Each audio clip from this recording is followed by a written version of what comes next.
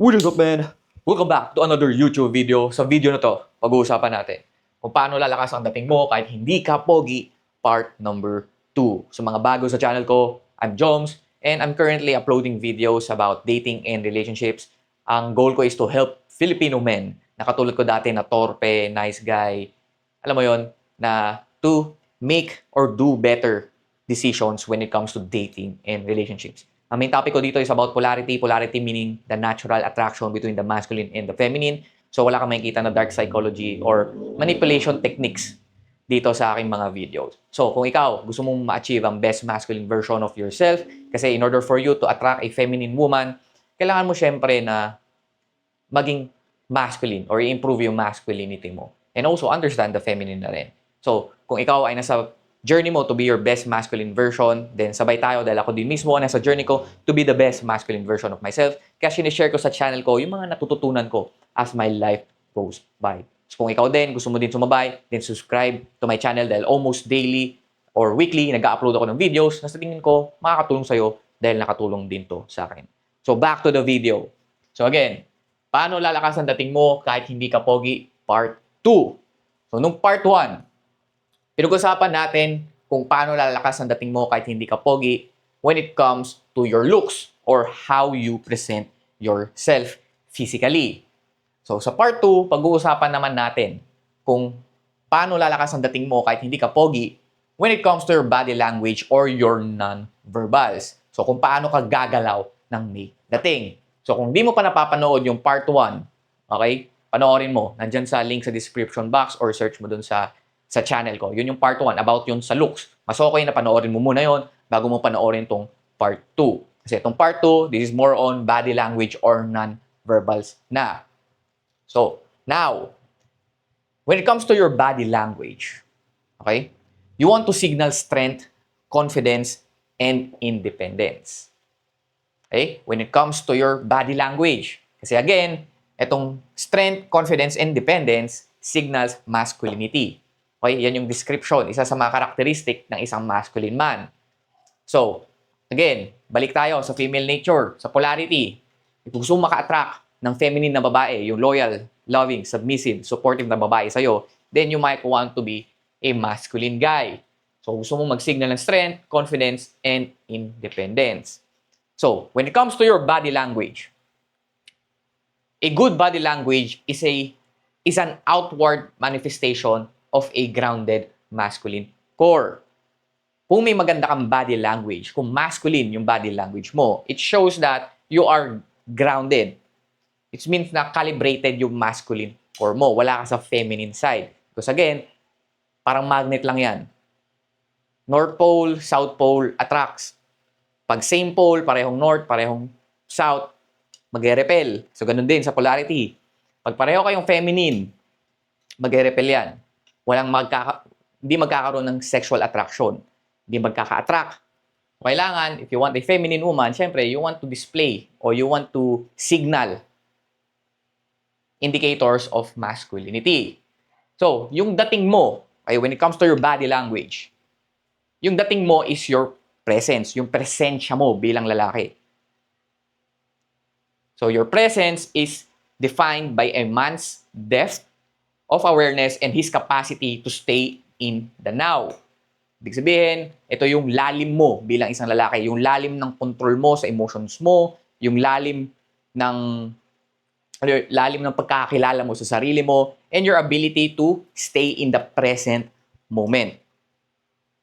So, your presence is the principal or the primary signal of your internal state and self-perception. The more you are in a good internal state and have a high self-perception, the more natural na magkakaroon ka ng magandang body language.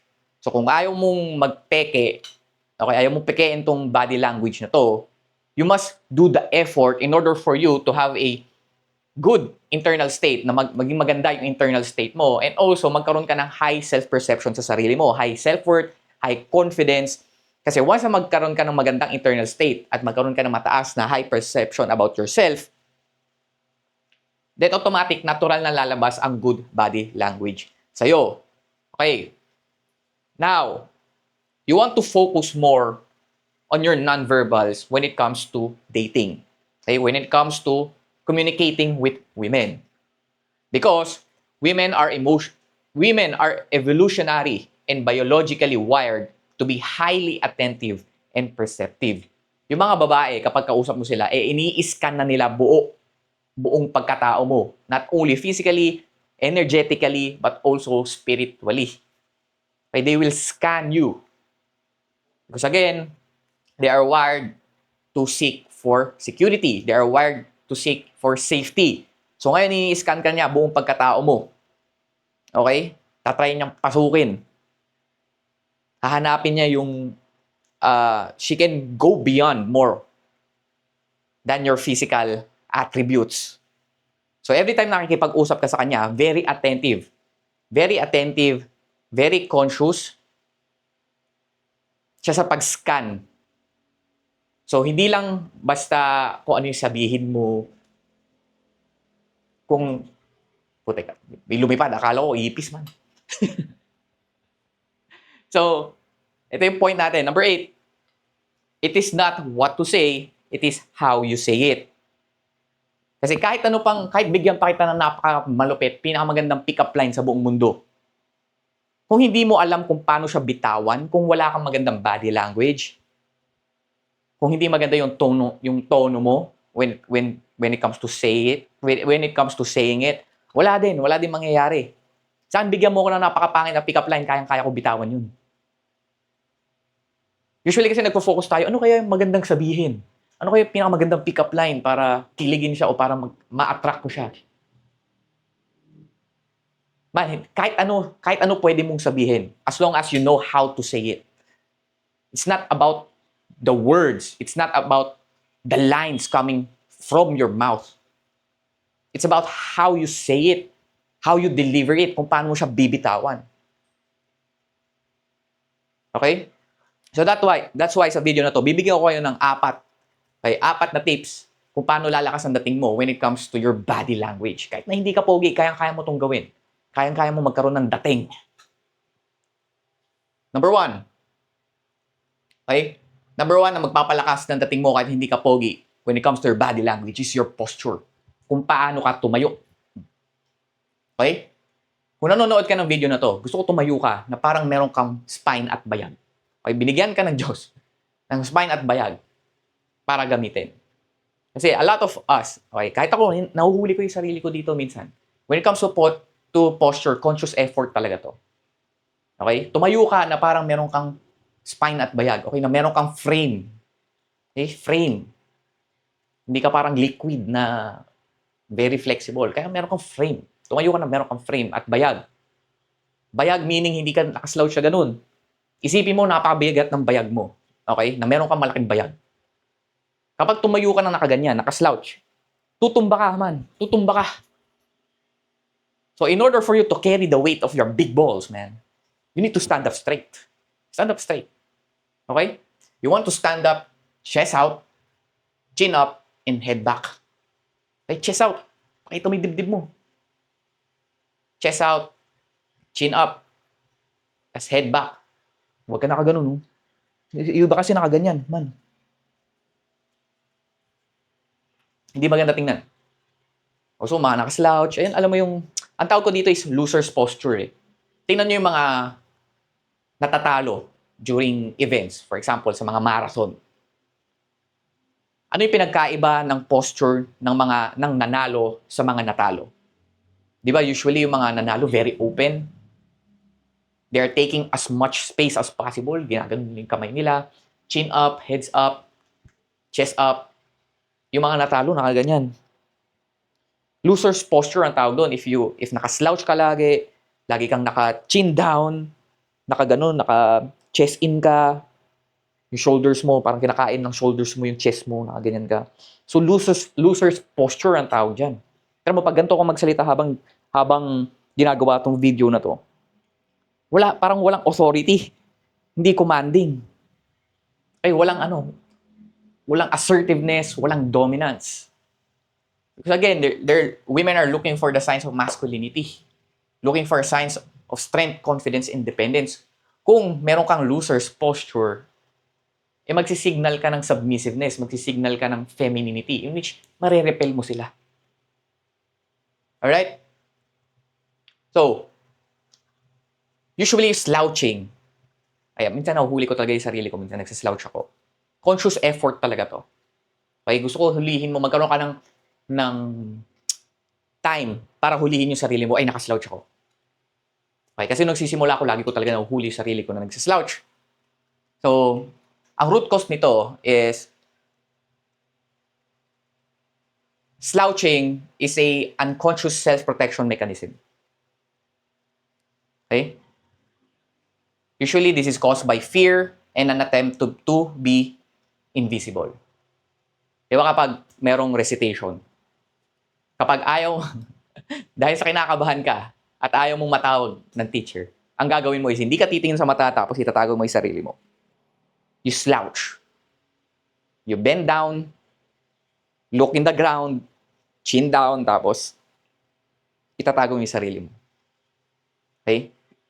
Usually, unconscious self-protection yan. Because of fear and an attempt to become invisible. Ang gusto nga natin is mapansin ka. Okay? Drive eyeballs into you.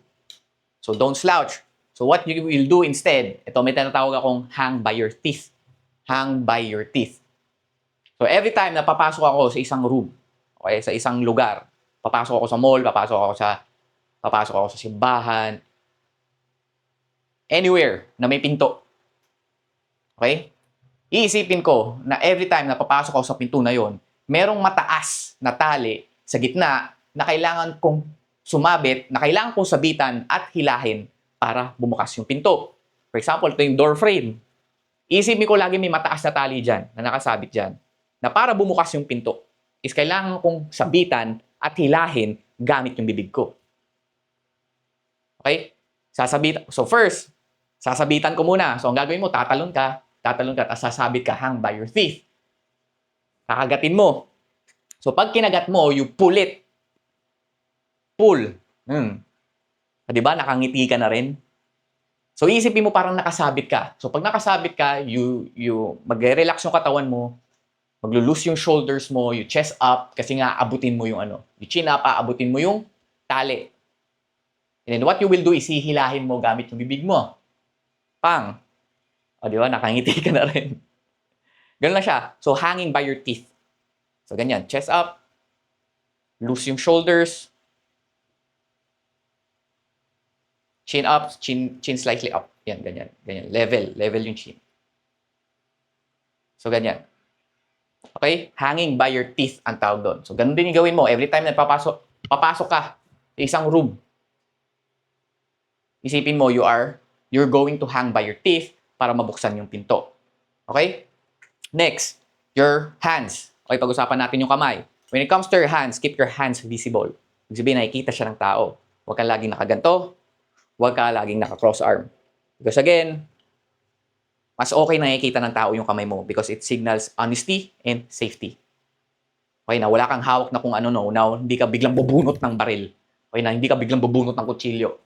Okay, na wala kang weapons on your hands. Kasi noong unang panahon, once upon a time, kaya na-invento yung shaking of hands, yung kamayan. It's a sign na, wala akong hawak na baril. Shake hands. Okay? That's why, when you are talking to people, gamitin mo yung kamay mo. Okay?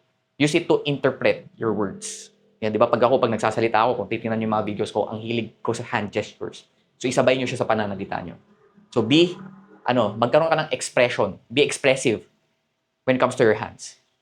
Okay? Wag naman yung sobrang likot. Okay? Wag naman yung sobrang likot. Use your hands to express more of your thoughts, express more of your words. Alright? Next. The next thing na magpapalakas ng dating mo kahit hindi ka pogi when it comes to your body language is your eye contact. Eye contact. So kapag nanonood ka ng video na to, pinapanood mo tong video na to, I want you to learn how to hold and maintain eye contact. Because this signals truth, assertiveness, and confidence. Again, this signals masculinity. Kapag malikot yung mata mo, it signals, hindi ka makapag-maintain. Kapag malikot ang mata mo at hindi ka makapag-maintain ng eye contact, it signals submissiveness intimidation, or lack of confidence. It also signals dishonesty and unsafety. Okay? Meron ka bang kausap na hindi makatingin sa mata mo? Di ba parang very uneasy? Hindi mo feel na safe ka? Feeling mo nagsisinungaling to? Or tuwing kapag may titingnan ka tapos biglang tumingin palayo, di ba parang nai-intimidate siya, ganyan? Okay? Another thing kung bakit importante ang eye contact. Because eye contact triggers sexual tension when it comes to women. It's very, very important. One of the easiest way to trigger sexual tension is to maintain and hold eye contact sa isang babae. Okay? Sobrang taas na magiging attraction sa'yo ng babae if you can maintain eye contact. Because your ability to hold eye contact signals strong emotional regulation. Okay? Na kaya mong mag-hold ng frame kahit merong tension. Kasi nga, di ba, pag nagkatitigan kayo ng babae, may mararamdaman kang tension eh. So, dahil hindi mo kaya yung tension na yun na nararamdaman mo sa loob-looban mo, is bigla ka na lang titingin palayo.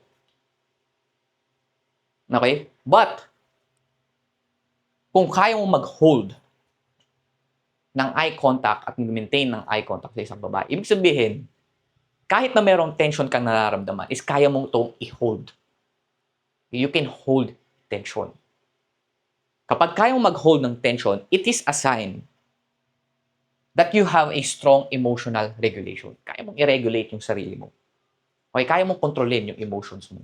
You have a complete control over your nervous system. In which, a sign of masculinity. It's a sign of strength. Again, hindi lang physical strength ang pinag-uusapan natin when it comes to masculinity. Emotional, spiritual din. Hindi lang outer. Internal strength din ang tinitingnan ng babae. Because again, women are biologically wired to be highly attentive and perceptive. So, napapansin nila yan. Now, paano ka ba magkakaroon ng magandang eye contact when it comes to women? So, meron tinatawag na triangle gaze. Triangle gaze. Ibig sabihin, when you're having a hard time looking someone at their eyes, tingnan mo, mag-focus ka muna sa left eye nila for as long as you want. Kapag nagsawa ka na, pumunta ka naman sa gitna ng mata nila. Or bandang gitna or bandang ilong. Ilong is, next is right eye naman. So, parang may triangle. Okay? So, if you want to spark more sexual attraction or sexual tension, kung gusto mo magkaroon ng i-escalate pa, kung nakita mo may interest sa'yo yung babae, then pwede mong ibaba pa sa lips. Tingin ka sa eyes, tingin ka sa left eye, baba mo sa lips, and then itaas mo ulit sa right eye. Okay? Huwag yung sobrang bilis na titingnan-tingnan mo. Okay? Mukhang baliw nun. So, tingnan mo sa left eye, siguro mga first few 5 to 6 seconds, and then tingnan mo sa lips, habang nagsasalita siya. Okay, for 2 to 3 seconds, and then left eye, ganyan. So, don't make it too obvious na ganun yung ginagawa mo. Okay? Triangle gaze ang tawag doon. Next thing is manghuli ka ng nakatingin sa'yo. Ayan, another exercise. Manghuli ka ng nakatingin sa'yo and let them break first.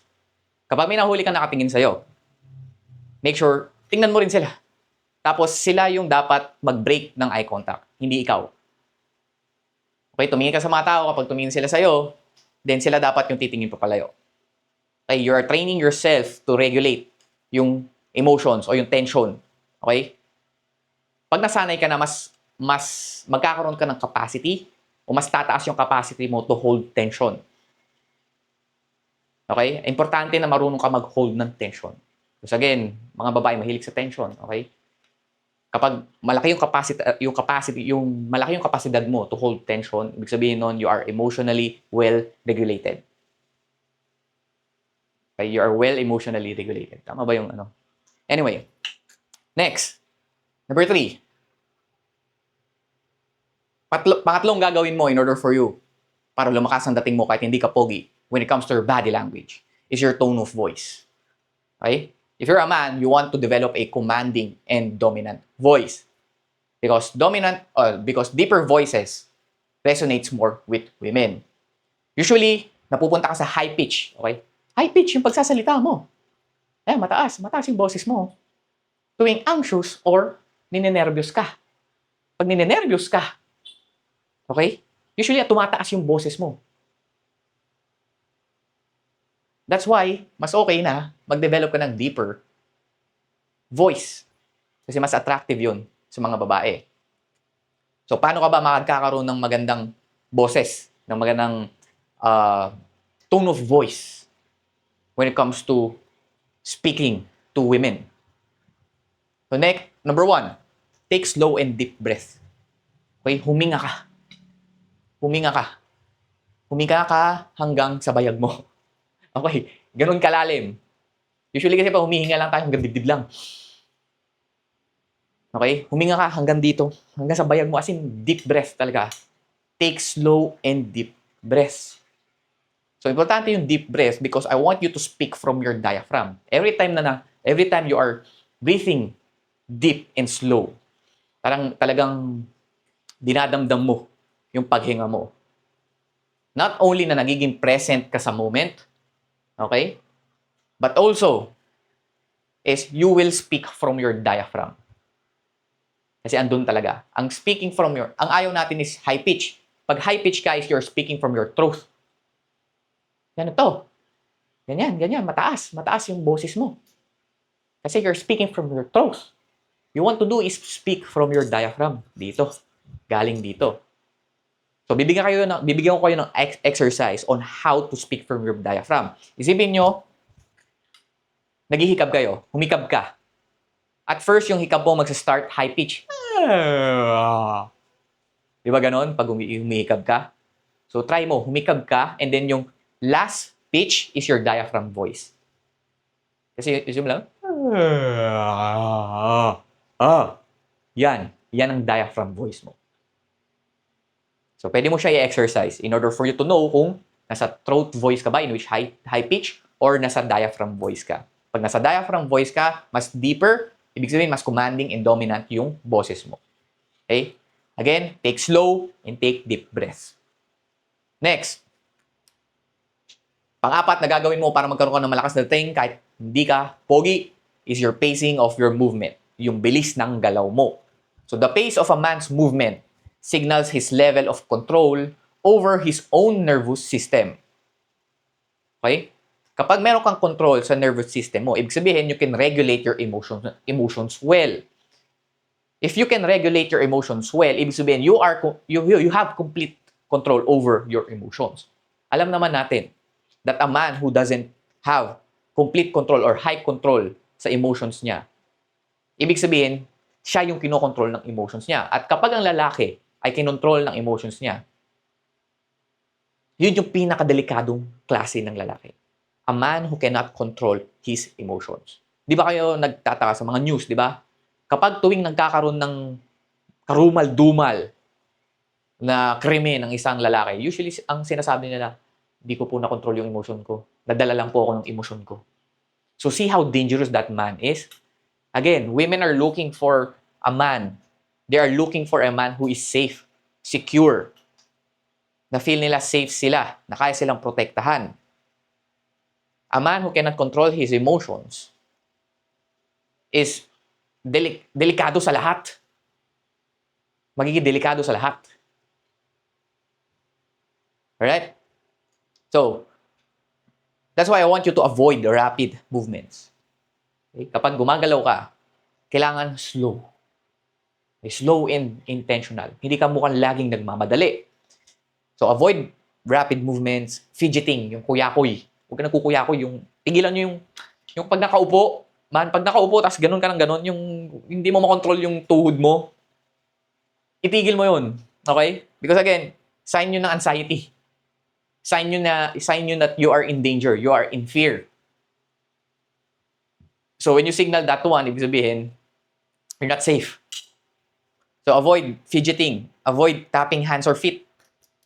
Ganyan-ganyan. Yun, fidget, kuyakoy. Tanggalin nyo yun. Alright? What you want to do is to move and talk slow.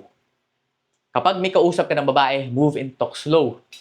Yun yung parang magkakaroon sila ng parang slow mo tuwing nakikita ko siya. It's because you're moving and talking slow. Pag nakikipag-usap ka sa mga babae, okay? Kapag nakikipag-usap ka sa babae, make an effort to speak and move slower 2 to 3 times than your normal. Right? Speak 2 to 3 times slower than your normal when with women. In that way, mas magkakaroon ka ng parang slow mo kapag kausap ko siya. Mas grounded ka rin, mas present ka rin kausap. Mas confident ka. Kapag nakikipag-usap ako sa babae, mas mabagal kaysa sa inyo. Okay? Pag sa lalaki, pwedeng mabilis ka magsalita. Pero pagdating sa mga babae, you talk 2 to 3 times slower. Kasi mas may diin, mas may bigat, mas ramdam nila yung sinasabi mo. Okay? Kita nyo ba yung difference? Next. So, tandaan nyo that you are allowed to take space. Pag kasi masyado kang mabilis, okay? Masyado kang mabilis, na masyado mo nililitan yung sarili mo. It shows na mababa yung confidence mo. It shows na mababa yung self-perception mo sa sarili mo. It also shows na hindi maganda yung internal state mo. Because again, what your mind thinks, your body follows. Your body emits signal. Your body emits energy. Subconsciously, nakikita sa katawan mo yung internal state mo, yung energy mo bilang tao. That's why it's really important to have a very good body language. Okay? Also, when it comes to your movement, huwag mo gawin lahat emergency.